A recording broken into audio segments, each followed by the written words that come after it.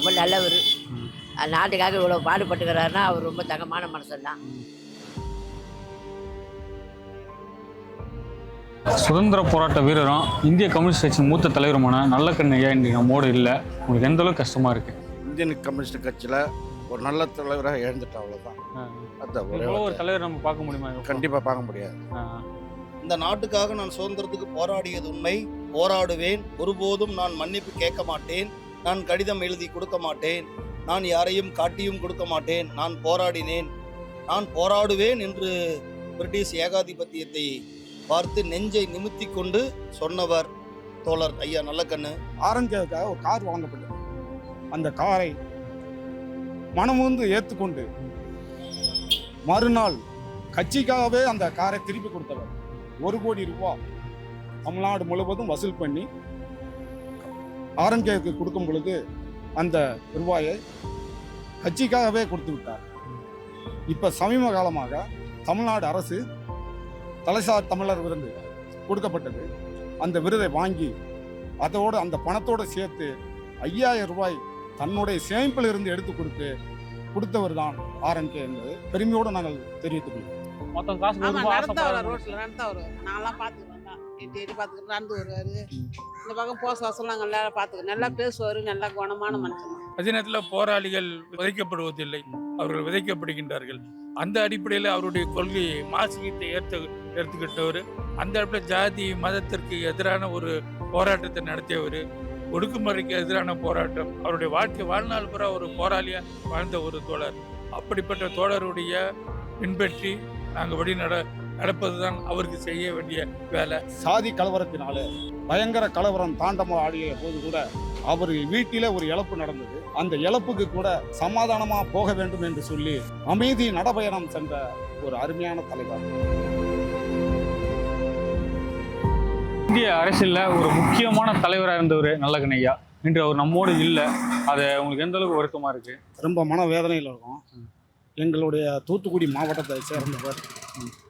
சிறுவைகுண்டம் என்கிற ஊரில் அவர் பிறந்த கட்சி இந்திய கம்யூனிஸ்ட் கட்சி இந்தியாவில் என்றைக்கு தோன்றியதோ அதே நாளில் அவரும் பிறந்தார் என்பது எங்களுக்கு மிகப்பெரிய ஒரு கொடையாக கருதுகிறோம். அவர் வாழ்நாளில் மக்களுக்காகவே தியாகம் செஞ்சவர். கனிம வள கொள்ளைகளை எதிர்த்து அயராடு பாடுபட்டவர். தாமிரபரணி மணலுக்காகவும் தென் மாவட்டங்களிலே கருதப்படுகிற இப்போ இல்லை முன்னாடி சாதி கலவரத்தினால பயங்கர கலவரம் தாண்டமாக ஆடிய போது கூட அவர் வீட்டில் ஒரு இழப்பு நடந்தது. அந்த இழப்புக்கு கூட சமாதானமாக போக வேண்டும் என்று சொல்லி அமைதி நடபயணம் சென்ற ஒரு அருமையான தலைவர். அவரை இழந்து இந்தியா மக்களே இன்னைக்கு இழந்திருக்கிறது என்பது தான் ஒரு எடுத்துக்காட்டாக நாங்கள் சொல்கிறோம். மீண்டும் தமிழகத்தில் இது போல ஒரு அரசியல் தலைவர் நம்மளால் பார்க்க முடியுமா? இதுவரைக்கும் அப்படி ஒரு தலைவரை நாங்கள் பார்த்ததே இல்லைங்க. ஏன்னா அவர் சுதந்திர போராட்ட தியாகி. ஒரு கட்டத்தில் போலீஸ் பிடிச்சி ஒடுக்குமுறைக்கு ஆளாகும் பொழுதெல்லாம் அவர் மீசையை ஒரு பருவு இருக்கும். அந்த பருவை மறைக்கிறதுக்காகத்தான் அவர் மீசையை வச்சிருந்தார் என்று எங்களுக்கு தகவல் சொல்லப்படுகிறது. அந்த நேரத்தில் கூட சித்திரவதை கொடுமையினால சிகரெட்டால் அந்த காவல்துறை சுட்டு பொசிக்கியது. அப்பங்கூட கட்சிக்காக வைராக்கியத்தோடு இருந்தவர் தான் தோழர் ஆர்என்கே என்பது தெரிந்து கொள்கிறோம். அதே போன்றே இவருக்கு கட்சி சார்பில் ஒரு பிறந்த நாளப்போ 1 கோடி ரூபா போனால் ஒரு புது கார் கொடுத்துருக்காங்க. அதுக்கெல்லாம் அந்த மனுஷன் ஆசைப்படாமல் அதே மேடையில் திருப்பி கொடுத்துருக்காரு. இது போல ஒரு அரசியல் தலைவர் எங்கன்னா கிடைப்பாங்களா? அவரை சொல்ல போனோம்னா அந்த கார் கொடுத்த ஒரு தோழர் பலமுறை அவர் நேரடியாகவும் அவர் சார்ந்த தோழர்கள் மூலமாகவும் நான் பரிசாக கார் கொடுக்கிறேன், அதை வாங்கி கொள்ளுங்கள் என்று பலமுறை சொல்லியும் அவர் வாங்கவில்லை. எப்படியாவது அவருக்கு ஒரு காரை கொடுத்து விட வேண்டும் என்று சொல்லி பிறந்தநாள் விழாவில் முன்னாள் முதல்வர் டாக்டர் கலைஞர் அவர்கள் சொல்லும்போது தடுக்க மாட்டார், தட்ட மாட்டார் என்பதை ஒரே காரணத்தை வச்சு அந்த விழாவில் கட்சிக்காக அந்த ஆரஞ்சேவுக்காக ஒரு கார் வழங்கப்பட்டது.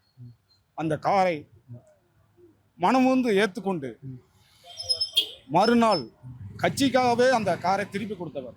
1 கோடி ரூபா தமிழ்நாடு முழுவதும் வசூல் பண்ணி ஆர்எம்கேவுக்கு கொடுக்கும் பொழுது அந்த ரூபாயை கட்சிக்காகவே கொடுத்து விட்டார்.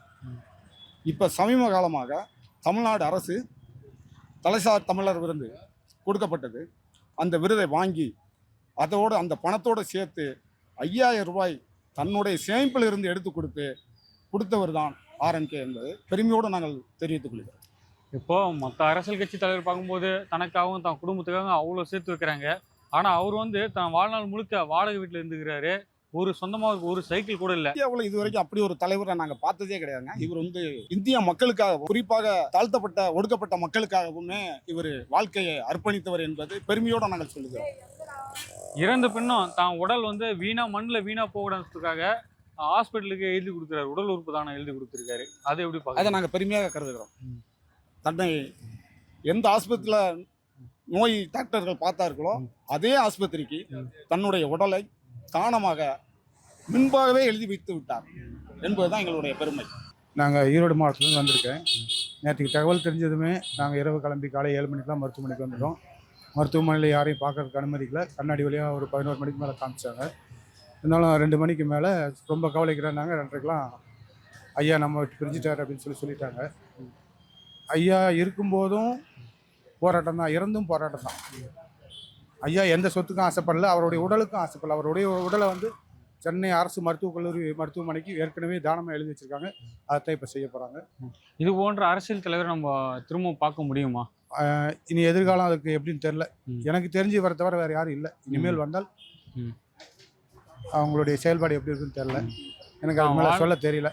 வாழ்நாள் முழுக்க வாடகை வீடு, ஒரு சைக்கிள் கூட ஒரு சொந்தமாக இல்லை.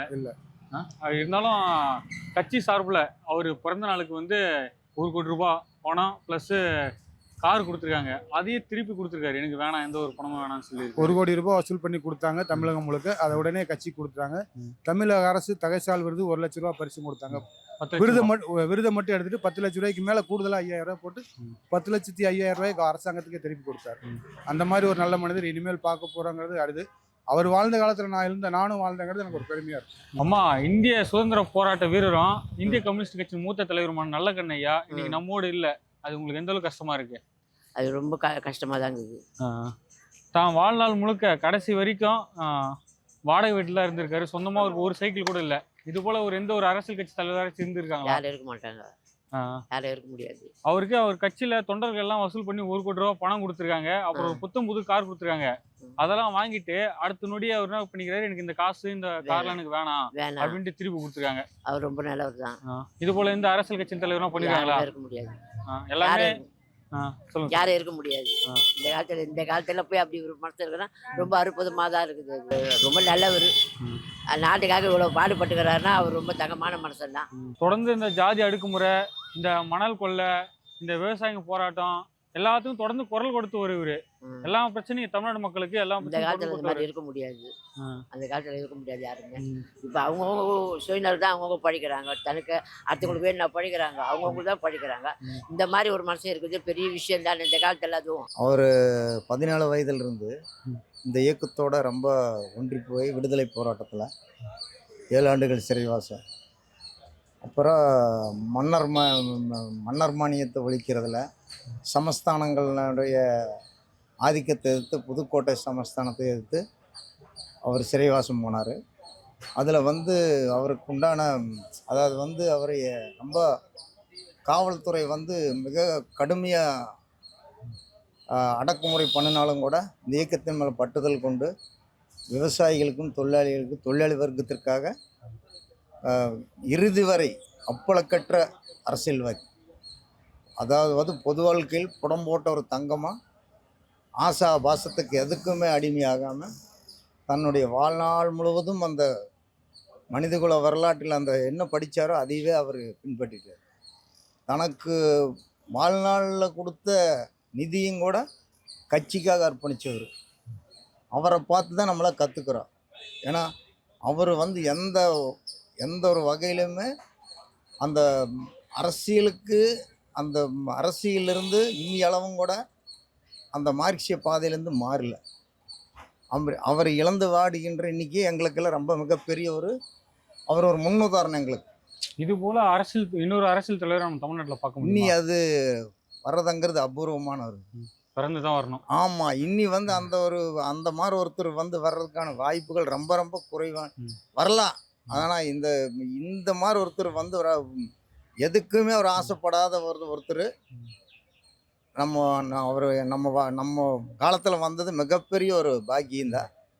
அவரை இப்போ இழந்து வாடுகின்ற இன்னைக்கு நாங்கள் எல்லாமே இன்னைக்கு அவர் கூட பின்பற்றி அவரை பார்த்து தான் நாங்கள் எல்லாத்தையும் பழகியிருக்கிறோம். அதனால் வந்து நம்ம மிகப்பெரிய ஒரு வருத்தம். இந்த நாட்டுக்கு வந்து மிகப்பெரிய கட்சிக்காகட்டு நாட்டு மக்களுக்காகட்டு எந்த இடத்துலையுமே அடக்கப்பட்ட ஒடுக்கப்பட்ட மக்கள் இருந்தாலும் குரல் கொடுக்குற ஒரு தலைவர் இன்னைக்கு நம்மகிட்ட இல்லைங்க. அதே போன்ற ஒரு பிறந்த நாளுக்கு கட்சி தொண்டர்கள் சார்பில் 1 கோடி ரூபா வசூல் பண்ணி கொடுத்துருக்காங்க. ஆமாங்க. புத்தம் புதிய கார் ஒன்று கொடுத்துருக்காங்க. அதை வாங்கி அடுத்த நொடியே அவர் திரும்ப கட்சிக்காகவே கொடுத்துருக்காங்க. ஆமாங்க. அதானுங்க அந்த நிதியை வந்து அப்படியே கட்சிக்காக தன்னை கொடுத்தது அப்படியே அதுக்கு கொடுத்துட்டாரு. அரசியல்வாதினா பண்ணியிருக்காங்களா? அந்த மாதிரி ஒரு அரசியல்வாதிங்கிட்ட விரல் விட்டு சொல்ல முடியாது. அவர் கொடுத்த தனிப்பட்ட முறையில் கொடுத்தாலும் கூட அரசு பங்களால் தான் அவர் போய் அரசு வீட்டுகளில் சாதாரண ஒரு மனிதன் மாதிரி சாதாரண ஒரு தொழிலாளி மாதிரி அப்படித்தான் வாழ்ந்தார் வழியே அவருக்குன்னு தனியாக ஒரு ஏகபோகமான வாழ்க்கையை அவர் வாழ்றதுக்கான விருப்பமும் இல்லை. இது வரைக்கும் அவரை மேலே ஒரு அப்பளக்கற்ற ஒரு இதுவும் கூட அவர்கிட்ட சொல்ல முடியாது. இந்திய அரசியல் கட்சியிலே ஒரு தவிர்க்க முடியாத தலைவர் நல்லக்கண்ணு ஐயா நம்மோடு இல்லை. உங்களுக்கு எந்த அளவுக்கு கஷ்டமா இருக்கு? ரொம்ப வேதனையாக தான் இருக்குது. ரோட்லாம் எல்லாம் மறியல் பண்ணுறாங்க, போகிறாங்க வராங்க, நிறைய ஜனங்க வருதுங்க. அவ்வளோ வாழ்ந்துக்கிறாரு, நல்லா போயிட்டாருன்னா அழத்தொக்கமாக தான் இருக்கிறோம். வேற என்ன பண்ணுறது? அதே போல் ஒரு கட்சியில் வந்து அவருக்காக அந்த தொண்டர்கள்லாம் வசூல் பண்ணி 1 கோடி ரூபா பணம் கொடுத்துருக்காங்க. புத்தம் புதிய கார் ஒன்று கொடுத்துருக்காங்க. அதை வாங்கி 10 நிமிஷமே அதே மாதிரில எனக்கு வேணாம் இந்த கட்சிக்காக எடுத்துக்க சொல்லிட்டு திருப்பி கொடுத்துருக்காரு அந்த 1 கோடி ரூபா பணத்தை. இப்போ இந்த காலத்தில் போல யாருன்னா கொடுப்பாங்களா? கொடுக்க மாட்டாங்கல்ல, கொடுக்க மாட்டாங்க. அவர் கொடுத்தாருன்னா நல்ல புண்ணியம் வேணாம், நல்ல தர்ம கத்தா, நல்ல சொர்க்கத்துக்கு போவார். அதான் சொல்கிறேன், வேற ஒன்றும். நல்லா வாழ்ந்து வனம் போய் நல்லா போறாரு. தூத்துக்குடி சொந்த தூத்துக்குடி வைகுண்டம். நாளைக்கு சாயந்தரம் நாளைக்கு சாயங்காலம். என்ன பண்றது, செத்துட்டாரு, போயிட்டாரு, என்ன பண்றது? அதே போன்றமா அவரு கடைசி காலம் வரைக்கும் வாடகை வீட்டுல இருந்திருக்காரு. சொந்தமா ஒரு சைக்கிள் கூட இல்ல.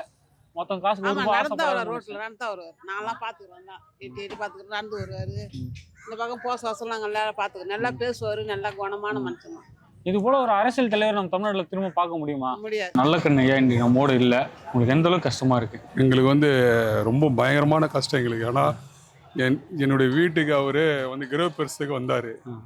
வந்த உடனே அப்புறம் வந்துட்டு அவர் அப்புறம் நான் வந்து அவர் எப்போ பார்க்குறேன்னா அப்போல்லாம் எனக்கு என்ன சொல்லுவார்னா, மேலே வந்து அந்த இது போட்டியாப்பா, இந்த வெதரிங் கோட்ஸ் மாதிரி இந்த தண்ணி ஊறாமல் இருக்கிறது போட்டியா, ஆனால் அடிக்கடி எப்போ பார் வந்து என்னை கேட்பார். அந்த அளவுக்கு நம்ம மேலே ஒரு மக்கள் மேலே பாசமாக இருந்தவர் தோழர் நல்லக்கண்ணு ஐயா. அவர் இல்லாத எங்களுக்கு ரொம்ப மனசு வேதனையாக இருக்குது. இது போல் ஒரு அரசியல் கட்சி தலைவரை மீண்டும் நம்ம தமிழ்நாட்டில் பார்க்க முடியுமா? பார்க்கவும் முடியாது. ஆனால் இப்போ இருக்கிற தோழர்களும் அதே மாதிரி தான் இருக்காங்க. ஆனால் அவங்களுடைய வாழ்வாதாரம் ஒன்றுமே இல்லை. கம்யூனிஸ்ட் கட்சியில் இருக்கிற கடைக்கோடியில் வந்து இருக்கிறவனோட கஷ்டப்பட்டு தான் இன்னும் இருக்கிறாங்க. ஆனால் இவரை மாதிரி வந்து சுதந்திரத்துலேருந்து ஒரு 100 வருஷமாக வந்து இந்த கட்சிக்கே வாழ்ந்திருக்காரு. வந்து இவரை மாதிரி வந்து பார்க்க முடியாது இனிமேல். அதே போல் ஐயாவோட பிறந்த நாளுக்கு கட்சி தொடரெல்லாம் சேர்ந்து 1 கோடி ரூபா பணம் கொடுத்துருக்காங்க. புத்தம் புதிய கார் ஒன்று கொடுத்துருக்காங்க. அதை வாங்கி அடுத்த நொடி திரும்ப கட்சிக்காக கொடுத்துட்டாரு. இது போல எந்த ஒரு அரசியல் கட்சி தலைவர் பண்ணியிருக்காங்களா? யாருமே இது வரைக்கும் பண்ணல. அவர் மட்டும் அவருக்கு தான் கொடுத்தாங்க அந்த காரு. வந்து அவர் வந்து ஆட்டோல போறாரு, பஸ்ல போறாரு அப்படின்ட்டு அவருடைய வந்து ஊராளுங்கெல்லாம் சேர்ந்து ஒரு அம்பாசிடர் கார் ஒன்று வாங்கி கொடுத்தாங்க. அந்த காரை அவர் என்ன பண்ணிட்டாருன்னா அப்போவே கட்சிக்கே கொடுத்துட்டாரு. அப்போ இருந்த கட்சிக்கு அவர் என்ன பண்ணிட்டாருன்னா தானமாக கொடுத்துட்டாரு. அந்த மாதிரி வந்து அது மட்டும் இல்லை, அவருக்கு யார் வந்து எந்த காசு வந்து கொடுத்தாலும் சரி ஃபோன் பண்ணி அவர் வீட்டுக்கே வர வச்சு கட்சிக்கு வந்து நம்மளுடைய வந்து தலைமைக்கு ஃபோன் பண்ணிவிடுவார். நீங்கள் வந்து இங்கே வாங்க, ஒரு தொண்டரை வந்து காசுக்கு வந்து எனக்கு காசு தர வந்து வந்திருக்காரு, அது நீங்கள் வந்து கட்சிக்கு யூஸ் பண்ணிக்கிங்க அப்படின்னு சொல்கிற ஆள் அவர். அந்த மாதிரி ஆள். அது போல் எந்த ஒரு அரசியல் கட்சி தலைவரும் கொடுப்பாங்களா? கண்டிப்பாக யாருமே தரமாட்டோம். அவரே இப்போ இந்த அரசாங்கம் வந்து தகைசல் விருந்து கொடுத்தாங்க. அப்போ வந்து 10 லட்ச ரூபா கொடுத்தாங்க. மேற்கொண்டு 5 லட்ச ரூபாய், இந்த 5000 ரூபா இவருடைய கை காசு போட்டு இவர் வந்து வந்து நம்மளுடைய வந்து என்னது வந்து முதலமைச்சர் நிவாரண நிதியா கொடுத்துறாரு. வந்து வந்து அவரே வந்து காசு வந்து திருப்பி வந்து கொடுத்த ஆளு. அந்த மாதிரி ஆள் இந்த காலத்துல எந்த தலைவரும் அந்த மாதிரி தர மாட்டாங்க. ஆனா எல்லாருமே இவ்வளவு பணம் கொடுத்தோம், அவர் தான் வாழ்நாள் முழுக்க வாடகை வீட்டுல தான் இருந்திருக்காரு. சொந்தமா ஒரு சைக்கிள் கூட இல்ல. சொந்தமா சைக்கிள்னு இல்ல, அவர் வந்து அரசாங்க வீட்டுல இருக்கும்போது வாடகை கொடுத்துக்கிட்டு தான் இருந்தாரு. ஏன்னா வந்து அரசாங்கம் வந்து இது பண்ணல, ஏத்துக்கல. அப்படி இருந்தா கூட அவர் என்ன பண்ணாருன்னா, இல்ல நான் வந்து அரசாங்கம் வந்து இப்போ வந்து எனக்கு சும்மா தரேன் வீடு, ஆனா என் கூட என்னுடைய ஒய்ஃப் இருக்காங்க, என்னுடைய பசங்க இருக்காங்க, அவங்களாம் ஏன் சும்மா இருக்கணும் வந்து அப்படி இருந்தனால அவர் என்ன பண்ணாரு, அரசாங்கத்துக்கு மாசம் மாசம் வாடகை வந்து கட்டிட்டு தான் இருந்தாரு. தான் இறந்த பின்னும் தான் உடல் வீணா மண்ணுக்கு போகக்கூடாது சொல்லிட்டு ஹாஸ்பிட்டலுக்கு தானம் கொடுத்துருக்காரு. அந்த மாதிரி தலைவர் கம்யூனிஸ்ட் கட்சியில மட்டும்தான் பார்க்க முடியும். அந்த மாதிரி தலைவர் இப்போ பண்ணி இருந்தாரு. அவரும் என்ன பண்ணாரு, நான் வந்து செத்த பிறகு என்னுடைய வந்து உடல் வந்து மருத்துவமனைக்கு வந்து கொடுத்துட்டாரு.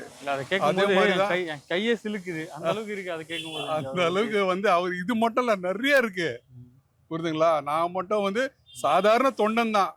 ஒரு கம்யூனிஸ்ட் கட்சியில பார்க்க நீங்க வந்து என்னை வந்து நீங்க வந்து பாத்தீங்கன்னா சாதாரண தொண்டன், புரியுதுங்களா? நானே இவ்வளவு பேசுறேன்னா தலைவர்கள்லாம் எவ்வளவு பேசுவான்றது நீங்களே புரிஞ்சுக்கிங்க.